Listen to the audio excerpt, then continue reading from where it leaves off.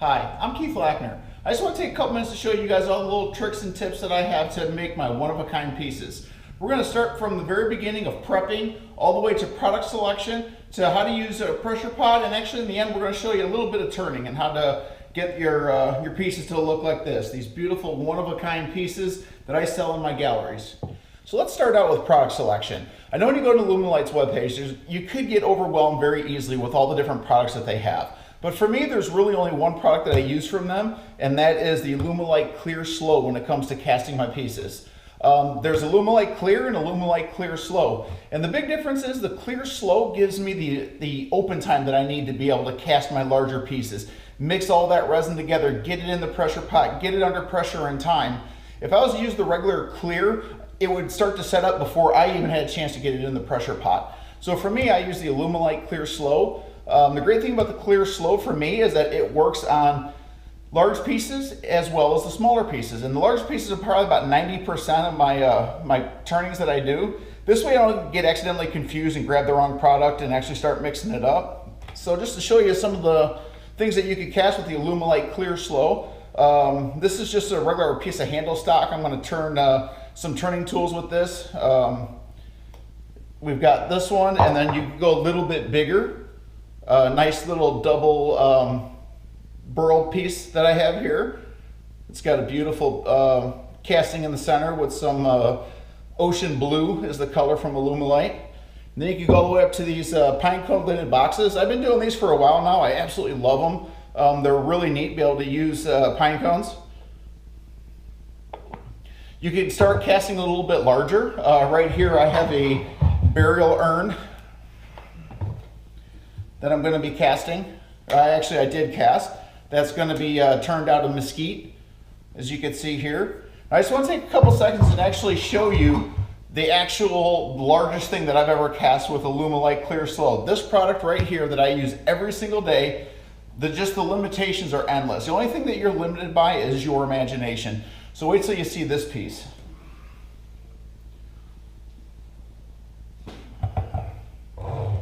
Now this is the largest piece that I've ever casted. Frankly, I did it just to see if I could do it. I call this piece Grasshopper, just to give it a little bit of scale. This right here probably used about 2 cups, or probably about 600 grams of resin, somewhere around there. Now this big piece here, I cast it as one solid piece using the Alumilite Clear Slow, and it took about 4 gallons. So I whipped up 4 gallons in a 5-gallon bucket, poured it into my mold. I casted this all as one full piece instead of multiple pieces. So this way the colors, they just kind of flow into one another from the top cap to the bottom cap. I didn't want to have a separation at all. But it was all casted in one big shot with Alumilite Clear Slow. So just to show you that really you're not limited at all to casting anything that you want to cast. Okay, so one thing I want to talk about, we're going to break this up into 3 different categories, and I call them the 3 golden rules of casting with Alumilite Clear or Alumilite regular. It's going to be, the 3 golden rules to me are your preparation, your product, and then your pressure. If you follow these 3 rules, you will be able to have successful casting. If you start messing around with getting a little lazy and skipping over one or not doing a couple as good as you should, then you're going to start seeing failures. You're going to start seeing bubbles, you'll start seeing cracks, you'll start seeing a lot of things that really frustrate a lot of people that are out there that are casting. But if you follow these simple rules, it's going to make casting a whole lot easier for you, so stay tuned. So the first golden rule is actually preparation.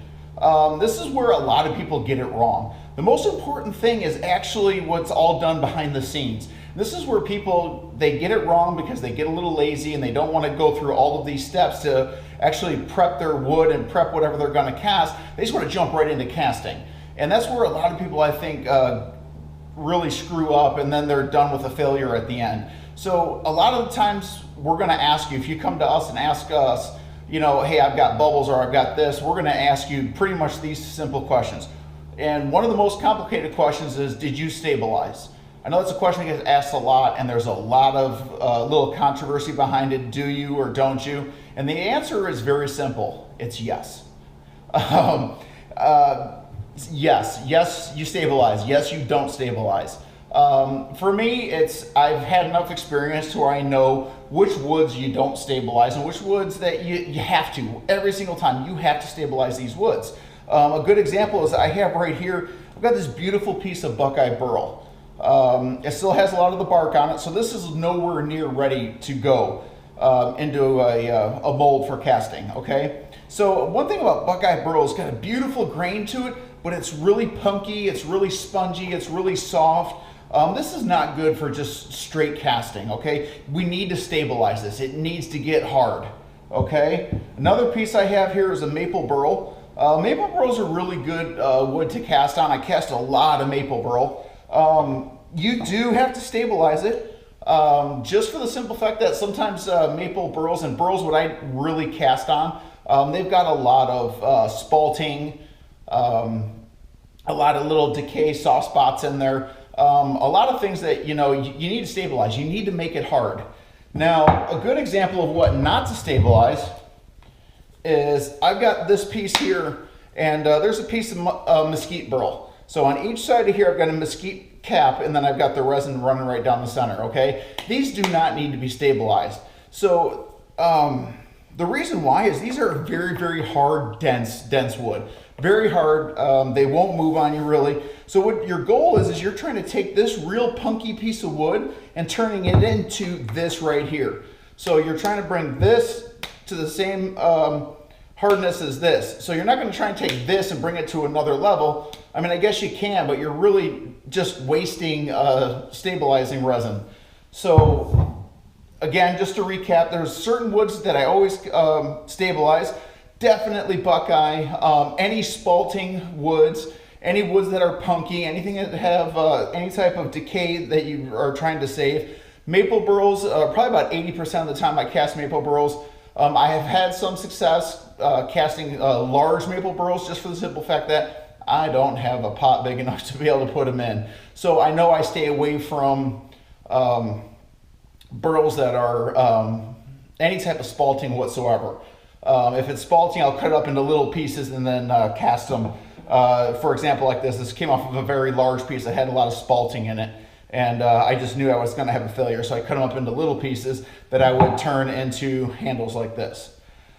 Woods that I never ever stabilize are mesquite, eucalyptus burls, really anything from Australia. All the Australia burls that you see out there that everyone's advertising, those things are hard as a slab of concrete trying to turn those. So you have absolutely no need to ever want to try and stabilize it. And then there's another one that is kind of fond of me is pine cones. I absolutely love turning pine cones, these lidded pine cone boxes. I think you get a really intricate, great pattern with these. I stabilize my pine cones. I know some people will say that they don't. I've done them both ways. I've stabilized them and not stabilized them. One of the things that I have found is that I feel that the pine cone itself holds together better when I'm turning them. They're not just breaking off and splitting. Because just remember, I mean, the resin itself is extremely hard and durable. The weakest point is going to be the weakest thing that you cast in here. So for me, it just made sense for me just to stabilize them and actually make the pine cone itself a lot stronger. So once you have your burl or whatever you're going to cast on, one of the things that's very important is that, like I said, this piece right here, it is not ready to go. It's got bark that's on there. It's got, dirt that's on there. So, I mean, you need to get in there and you need to remove all of this. You don't want nothing in between your resin and the burl or whatever it's going to adhere to, because bark's just going to come off. So you don't want to all of a sudden start seeing a big separation because you're not have the resin adhering to the wood itself. It's adhering to bark. And then when you're done after that, just take a wire brush. Oh, I got one right here.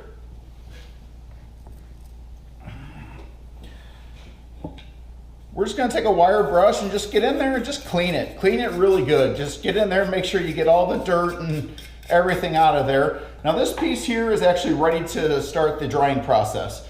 Now, I want to talk a few minutes about the drying process because this is kind of where everyone gets it wrong in the beginning. When you go to your local supplier, wood supplier, you'll ask them if the wood is dry, and they're going to say yes, or they're going to say no. One thing that they don't understand is that resin casting is still kind of new. When I started doing this, there was really nobody that was doing it. So every single piece that I got was wet. Now it's to the point where when you start getting it, there's people out there that know resin casters, and they will save pieces like this to the side, and they'll sell them to you in boxes. So it's a great way to save some money on casting. But getting back to it, so you got to prep this wood. So you go in there, you ask them if the wood is dry, they're going to say yes. Well, industry standard is about 8 to 12% is considered dry material. Anything over that is what they call green or wet material. For casting, that's way too wet. We need to get this thing all the way down to almost 0%.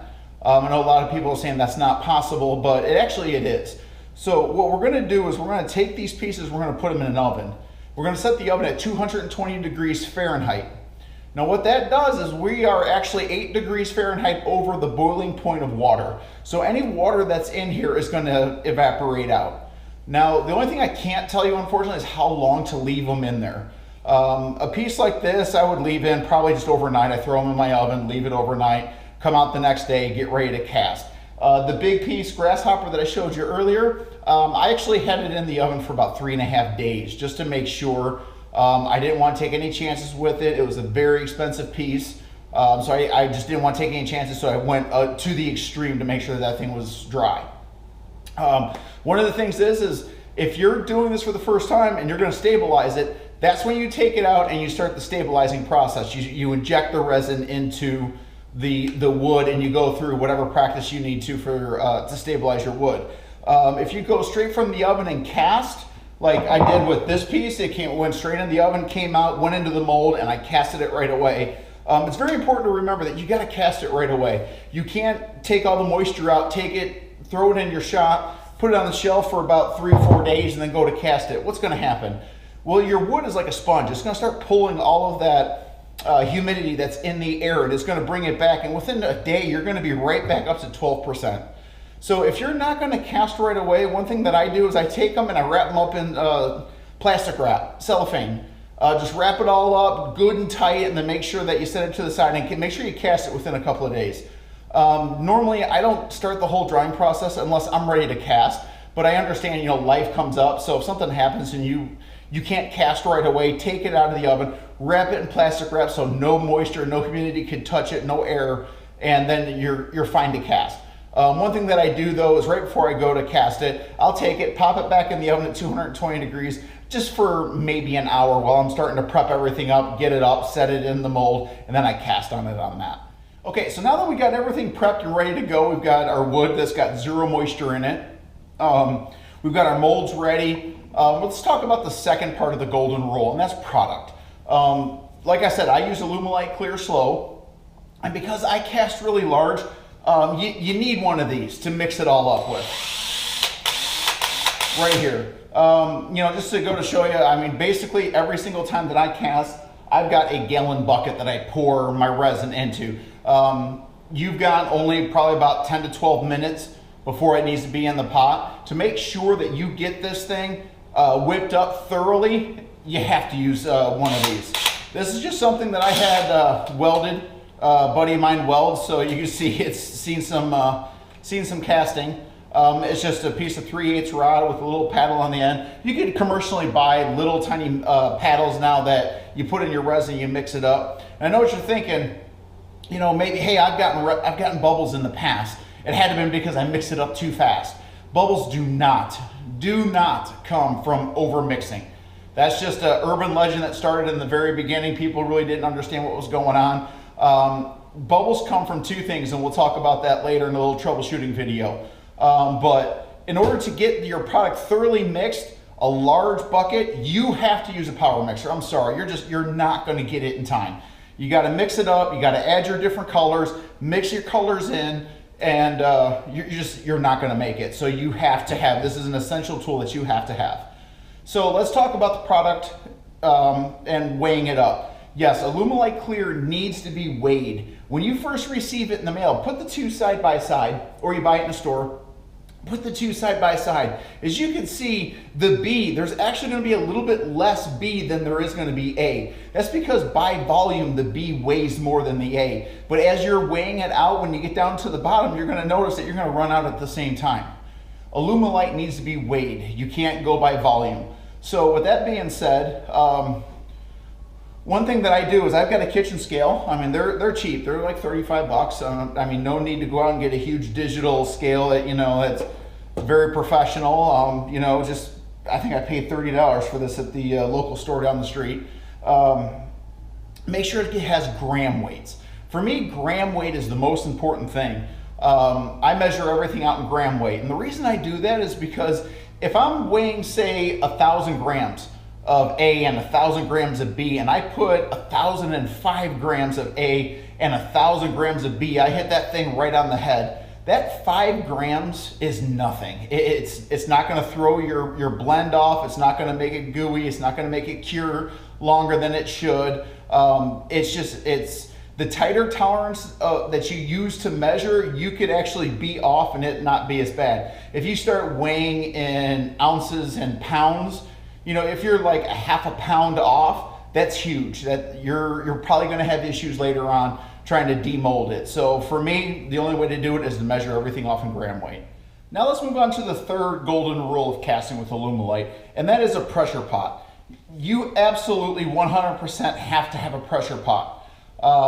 Pressure is needed to actually pulverize the bubbles. A lot of people ask, do you use vacuum or do you use pressure? The easiest way that I always tell people is that you use vacuum when you stabilize, you use pressure when you cast. Basically, you're using the pressure is like an atmospheric clamp that's pushing down on that resin, and it's pulverizing all those bubbles. Makes it so that the bubbles are just so small that you cannot see them with the naked eye. So pressure pots are very much important. Just make sure that, I cannot stress this enough, please, please, please, make sure that you never exceed the certified working pressure of your pressure pot. If you don't know what it is, don't use it. Don't cast with it. Don't use it. All the pressure pots, they should come with a recommended maximum working pressure. My pressure pot's got 90. I have got a very large pressure pot that I also have that's certified up to 110. I personally cast at 80 pounds. But if you're going to cast pieces like this, you're perfectly fine casting around the 60 to 40 PSI range. Large pieces like this piece, you know, if this is your goal that you want to do, unfortunately you won't be able to achieve success using a pot that you could only get up to about 40 to 60 pounds. You're going to have to dump the money in and buy a pressure pot that actually is certified for 90 and above. So in closing, let's make sure that we review the 3 golden rules of casting. Number 1, make sure that we prep our material. We get all the moisture out of it, we have it nice and clean, we have no dust, dirt, or bark that's on our wood if that's what we're casting. Number 2 is make sure that we have the resin properly weighed and mixed. Those are the 2 most important things, is make sure that it's nice and dry and the resin is properly mixed. And then the 3rd most important thing is just make sure that we have it in a pressure pot. We have it in the pot in a good amount of time so that the pressure could actually do its job and pulverize all those bubbles before it starts to set up. If you follow those 3 golden rules, you'll be able to turn one-of-a-kind pieces and actually cast one-of-a-kind pieces like this. So hope you enjoyed these videos and happy casting.